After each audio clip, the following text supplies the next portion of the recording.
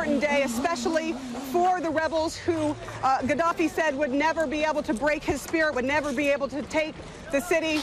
But they have taken Bab al-Azizia, thank you, oh my God, Gaddafi's compound. And you can see now some of the press coming out. So clearly they have it. Clearly they have taken this over. And clearly there is extreme excitement here in Tripoli.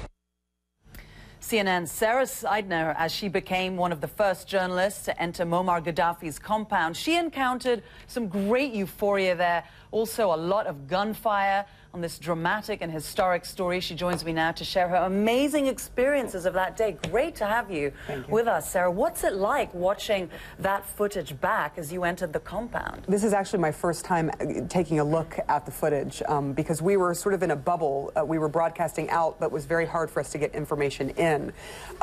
Twitter helped a bit with that, but it actually looks scarier watching it here than it actually felt when you were there, because what you were feeling was the euphoria that people had as they went into this compound. This is a place where it was very secretive. Only Gaddafi's very close friends and allies were allowed into that area.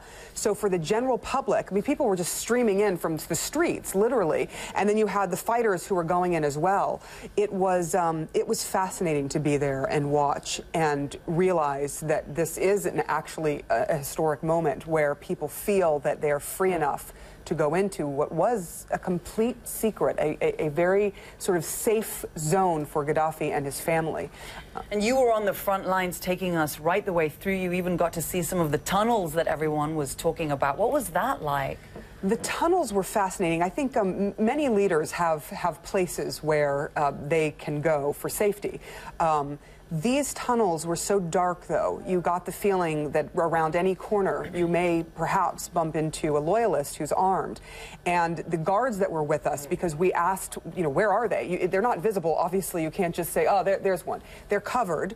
They're underneath sort of a grassy area outside of the House of Resistance. That's where you can get into it. And, you know, as they open it up and you're looking down this hole of darkness, you're thinking, what am I doing here? What am I going to encounter? It's fascinating. And we sort of walk down and you start walking through, and the first thing we saw was a communication center, an entire communication center filled with tapes, filled with equipment. One of them you couldn't even see. It was so dark you couldn't see inside, which we did not show on television because you just couldn't see. But it had everything you need to broadcast to the world. And I thought, this is where he used to do his broadcasts. As you turned the corner, you saw a massive hole in the ceiling, and that was from NATO bombing. And at any moment, you realized that he could have died had he been broadcasting at the moment when the bombs fell, because it completely obliterated part of the studio. One of the things that was so striking in watching your reporting was that there was gunfire going on all around you, and you were incredibly composed reporting the story, but that must have been tough. I wouldn't say it's tough, Zane, and you've been in these situations as well. What you do is your focus suddenly narrows, and it narrows to you and your crew's safety and the camera, and that's all that's there. In your head, the only thing you're thinking about really is getting the information out. Obviously, it looks chaotic behind you, but these people were really in a state of happiness. They were not in a state of anger. There's a difference, and you can feel it. The moment we got worried was when, in the evening, as we were starting to wrap up our coverage and go out and try to talk to people, bullets started flying horizontally towards us. And we realized that the fighting was still happening just outside the compound on the other side. And when you hear something come by you like that, and you know what it is, you can hear the sound of a bullet going through the air. That's when I got a little nervous. But during the celebratory gunfire, actually you get more annoyed than you do. The shells were hitting you, weren't they? Yeah, right. Yeah. You get more annoyed though, because you feel as if, you know, these bullets have to come down, and you keep trying to explain that, but again, you cannot sort of tamp down on this excitement that was there. It was impossible, almost impossible to speak. It was so loud. So it wasn't a sense of fear until we realized that there were actually bullets being leveled at the crowd at one point. And you came in with the rebels into Tripoli. You were there from the beginning right to the fall on that historic day and the entrance into that compound. What shocked you or surprised you the most?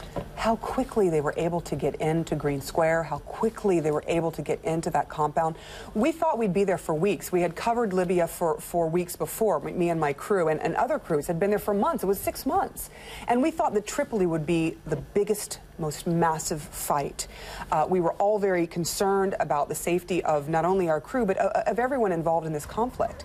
And the fact that they went in within a 24 to 48-hour period without the kind of resistance of, you know, Gaddafi had mentioned tens of thousands of people will rise up and my professional army will stop you. That didn't happen. And so all of us, they just went in. And they fought their way in, but it was so fast. We were all thinking, is this real? Did this really just happen in such a short period of time? So for us, it was that sense that this had all collapsed so quickly. I think the rebels themselves told us they were surprised. They were expecting a major firefight, and it didn't materialize. Sara Sidner, thank you so much for talking to us. Great reporting and how you brought the story to the rest of the world. Thank you so much.